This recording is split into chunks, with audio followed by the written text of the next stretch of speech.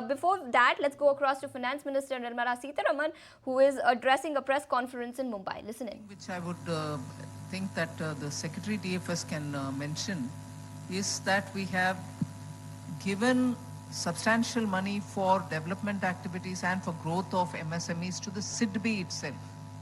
The SIDBI, being the Small Industry Development Bank of India, is very well placed as an institution to understand the credit requirements of MSMEs. The cycle of business which MSMEs go through is very different from the large businesses. And when public sector banks deal with it, they do understand, they extend it accordingly. However, when a SIDBI-like institution, which is otherwise a refinance institution, does it themselves, the understanding about the credit requirements of small and medium industries are better understood. So we have not only given them greater capital resources, but also announced in the July budget, which we'll be following up, that SIDBI will now be opening up branches in every MSME cluster. So when units are present in a cluster, they don't have to go running to search for banks which can fund them. They can still do that. But they will also be SIDBI physically present in the cluster itself. Mr. Yash Jain.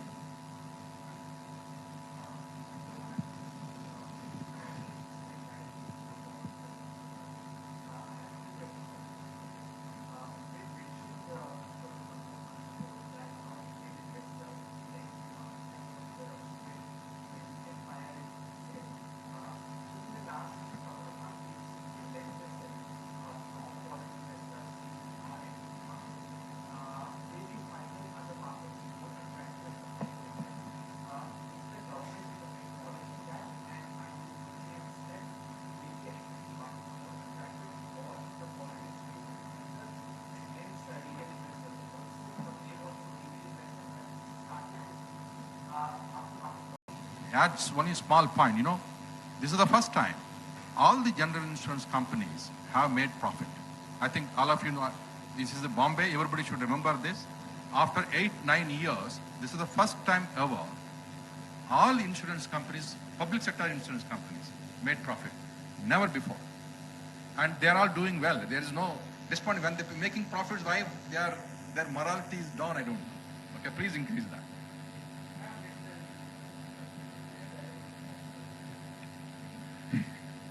See, mis-selling, we sell large number of policies, both private sector and public sector. Mis-selling basically arises the complaints we receive when the banks are selling. They actually unsolicited persuasion of customers are giving through call centers, making them buy the products which they don't want to at that point of time. And then because the first year premium is higher, and people forget about it. That's one. And then there is also a complaint that in some segments of population who do not actually require the insurance products, they are also forced to buy when they go for credit. That's one. And then the business houses, some small industries, when they buy, when they take the credit, they are also asked to insure their businesses, including the machinery, plant and everything. And then house building also. And some cases where the house owners are persuaded to buy insurance for themselves for paying the installment. But while this has been there, but now if you notice it, large number of complaints have been reduced. Now we have introduced a policy, a 1-year lookout policy. In fact, we encourage our insurance companies to extend this lookout policy to 1 year, 1 month to 1 year. Now, most, including private sector, they are now doing that. If somebody wants to surrender the policy, please surrender. You get a full amount. There is no questions asked. That we have done. And then we also introduced in the public sector companies, including LIC, a callback. Once the product is sold, a callback will go to the customer whether actually he is happy with the product or he wants to surrender. That is also there. We have also asked private sector companies also to do the same callback so that the mis-selling is not there. Those who want to buy, please let them buy. And we are also asking in the banks and other financial institutions, only the trained agents in the insurance segment, only they will be able to sell, not others. These are the measures we have taken to reduce the complaints and also whenever complaints received to redress them.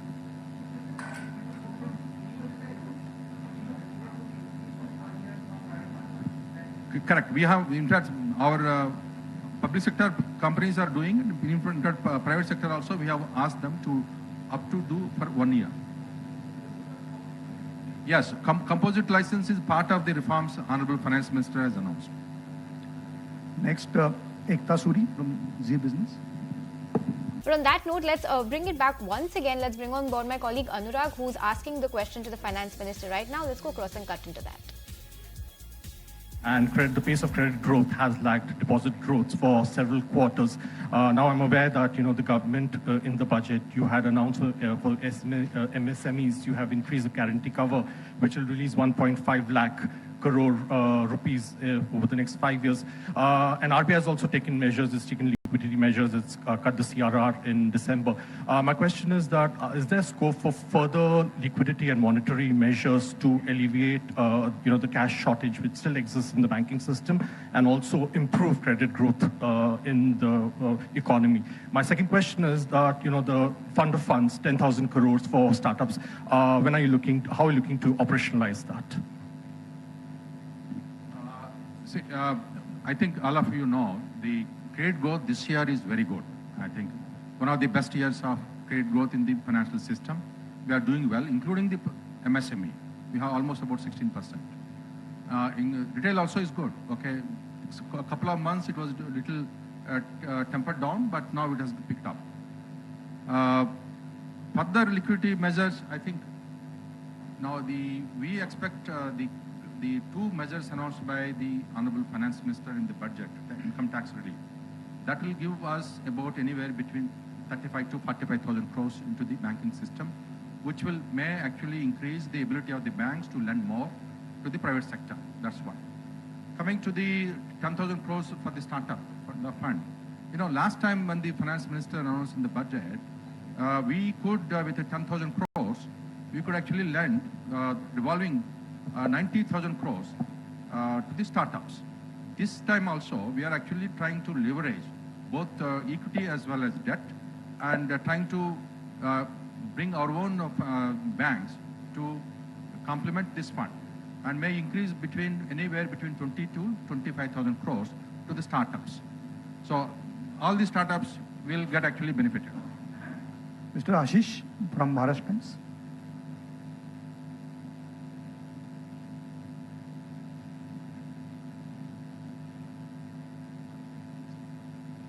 Maharashtra times. जो council में निर्णय होता है और अभी तक एक दो विषय छोड़ दें तो सभी निर्णय वहां पर सर्वसम्मत होता है। तो एक बहुत बड़ा उदाहरण है देश के लिए कि प्रदेश और केंद्र दोनों मिल करके निर्णय ले रहे हैं और जब काउंसिल निर्णय लेगा उसमें सभी मंत्री रहते हैं सभी स्टेट के, तो फिर भारत सरकार उस पर कानून लेगी। इंट्रोड्यूस कर लीजिए। अभिषेक पांडे, भारत एक्सप्रेस से। मैडम, मेरा 2 सवाल था। पहला सवाल तो ये था कि कोऑपरेटिव बैंक का जो आपने कहा अंडर इन्वेस्टिगेशन है, क्योंकि मुंबई सहित पूरे देश भर में कोऑपरेटिव बैंक्स का एक चलन सा चल पड़ा है, लोगों को नज़दीक रहता है काम करने में, लेकिन क्या इससे भरोसा खत्म हो रहा है क्या लोगों का? कोऑपरेटिव बैंक में लोगों को खाता खुलवाना चाहिए कि नहीं खुलवाना चाहिए? दूसरा सवाल ये है कि आपके लगातार प्रयासों के बावजूद भी शेयर मार्केट जिस तरीके से फ्लैक्चुएट कर रहा है, गिर रहा है, क्या मार्केट में इन्वेस्टर्स का भरोसा भारत सरकार पर या उनके वादों पर है या नहीं?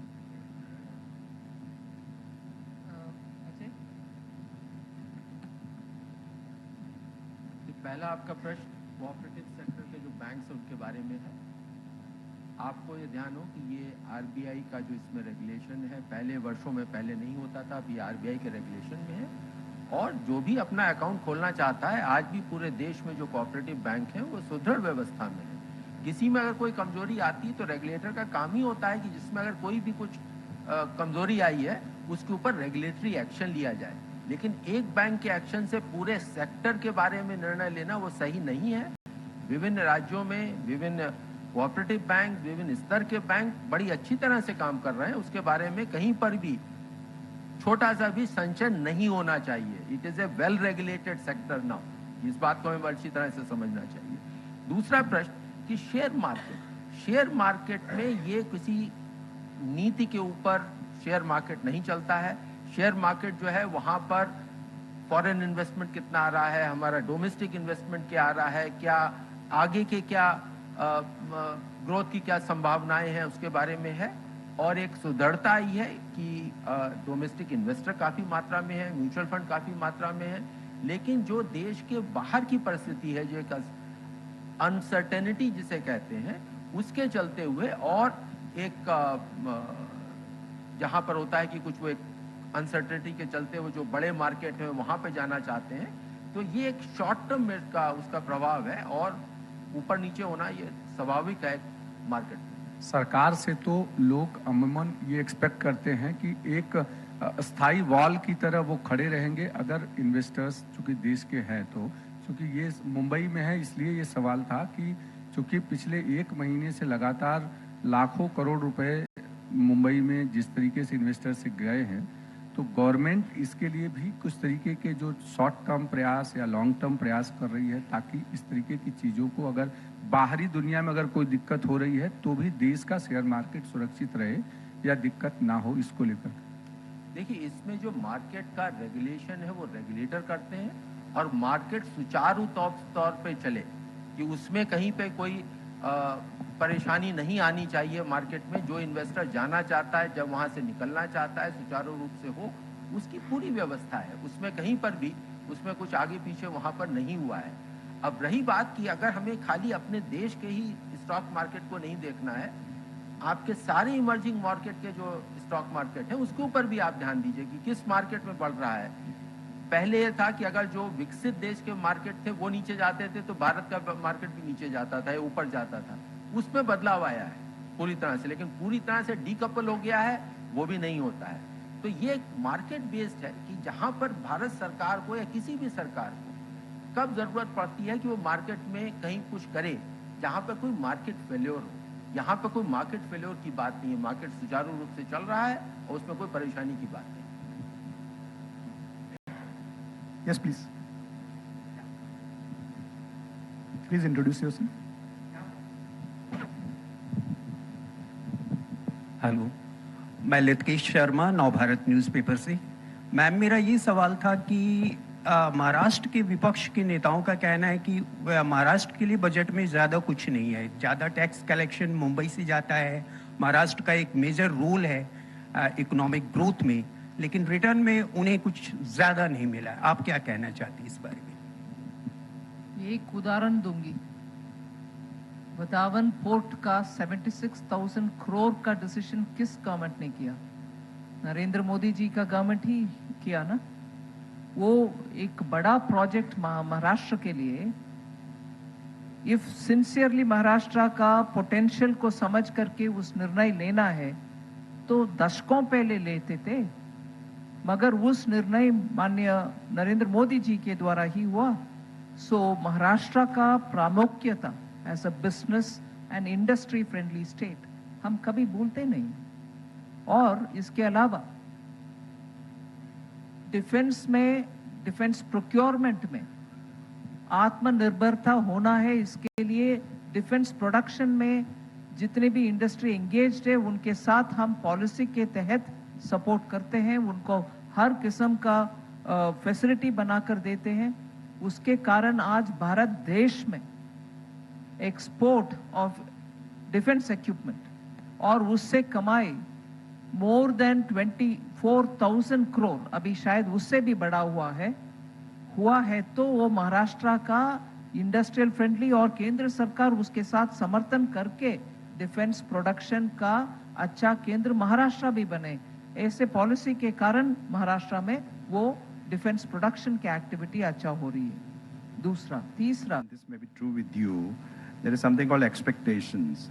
While you know the certain savings are going to accrue, you start taking your economic actions, even anticipating that. Now that there is a certainty that, and secondly, you don't have to wait till the returns to be filed for the next year, which is the assessment year 26-27.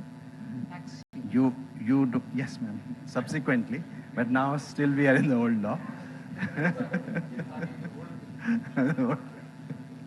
So that there is from the salary and other points, wherever the incomes are there, the income has to be pay you as you go. You can't, hold your taxes till the next year. So the very first month of everyone, like April, when the salary or anybody or anything will be drawn up, and also for businesses, the advance taxes which are need to be paid. So they will have to pay less now. The TDS will be less. So therefore, the economic impact actually, in terms of actually money in hand, will be there. But anticipatory, I think it has begun now. Just a small sub question, sir. Instead of the tax relief has gone to about 3% of the population. Do you think some sort of an income relief to maybe people who earn less than the per capita income of the country could have shown up better results with respect to the fact that they have a higher propensity to consume? Thank you. Well, you have segments and segments. One can always argue indefinitely where this will be, relief will be more. As I said, again, please don't say that all of it will be consumed also. Many people were saying that, we have given this thing. But there is something called household investments and saving as well. So therefore, I think in what form, the household budgets are distributed, you and me are well aware how do we allocate our money. So therefore, to just say that it is a propensity to the standard classical argument, the question is, this is the money which is going back to a large section of the people who are taxpayers. And I think it's very important, Finance Minister very clearly said, as a contribution. So I think you need also to see, the people who are contributing and how they are rewarded and how they are also, get motivated to again invest in all. They are very important economic players in our economy. Ma'am, Mayur Shetty from the Times of India. I think we close this because the Honorable FM has to leave due to the paucity of Since time. I've already started, One last question, please. Yeah. Ma'am, the proposed changes to the income tax laws has a provision where the department has got rights to access the virtual digital space, including social media, email, and trading data. So won't this clash with the data privacy laws? Well, I think there is, it's a very important thing. I don't think in terms of data privacy you can bring it. If you have a books of accounts and they are supposed to be produced, they are supposed to be produced. If they are in digital form, they will have to be produced in digital form. So, I mean, we are not talking of their own private documents. We are only talking of the accounting information and suppressed information which may have been kept while during search. Thank you all. We close this press conference now. Thank you, FM ma'am, and thank you all the other dignitaries.